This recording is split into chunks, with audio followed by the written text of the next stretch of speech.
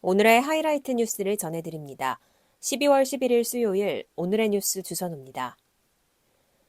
경찰청 국가수사본부가 오늘 오전 11시 36분쯤 서울 용산 대통령실에 대한 압수수색에 나섰습니다. 12.3 내란 사태의 주범으로 지목된 윤석열 대통령을 직접 겨냥한 첫 강제 수사입니다. 그러나 경찰은 대통령 경호처에 가로막혀 경내 진입엔 실패했고 일부 자료만을 임의 제출 방식으로 넘겨받았습니다. 경찰은 영장 집행 절차를 논의 중이며 대통령실과 경찰청, 서울경찰청, 국회경비대, 합동참모본부도 압수수색 중입니다.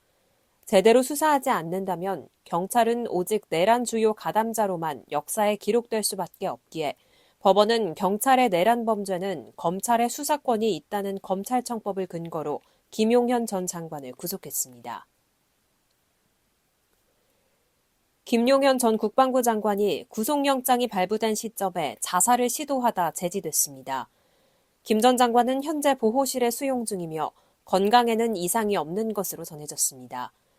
법무부는 어젯밤 11시 52분쯤 김 전 장관이 영장 실질 심사를 기다리는 장소에서 화장실로 이동해 자살 시도를 했지만 이를 눈치챈 직원이 출동하며 포기한 것으로 알려졌습니다. 김 전 장관이 극단적 선택을 시도하고 몇 분 후 서울중앙지법은 김 전 장관에게 내란 중요 임무 종사 직권 남용 혐의로 구속영장을 발부했습니다.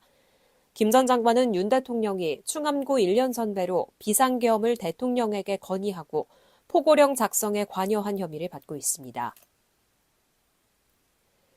민주당이 두 번째 윤석열 대통령 탄핵소추안을 내일 발의하기로 했습니다. 이어 오는 14일 오후 5시 국회 본회의에서 표결에 붙여질 예정입니다. 당초 이날 오후 두 번째 윤 대통령 탄핵안을 발의할 계획이었지만 최근 국내에서 새로운 증언이 잇따라 탄핵 사유 정리에 많은 시간이 소요되고 있어 성안 작업이 길어지며 발의 일정을 12일로 늦췄습니다. 본회의 개의 전에 발의하면 본회의 보고와 표결 일정에는 영향을 주지 않으며 탄핵안은 본회의에 보고된 뒤 24시간 이후 72시간 이내에 표결해야 합니다. 오동훈 공수처장이 윤석열 대통령의 긴급 체포 가능성을 시사했습니다. 검찰과 경찰의 내란죄 수사가 급물살을 타는 상황에서 공수처도 대통령 수사의 속도를 내려는 모양새입니다. 윤 대통령에 대해 체포 의지가 있냐는 정청래 법사위원장 질문에 오동훈 공수처장은 상황이 되면 긴급 체포도 시도하겠다. 내란 수괴의 경우 영장 없이도 긴급 체포가 가능하다며 영장 없이도 내란 혐의로 윤 대통령을 체포하는 것도 가능하다고 답변하며 수사 의지를 강조했습니다. 이어 오동훈 공수처장은 상병 사건 수사 외압 의혹과 관련해 대통령 부부의 휴대폰 압수 문제와 관련해 조치하겠다고도 언급했습니다. 뉴스를 마칩니다. 고맙습니다.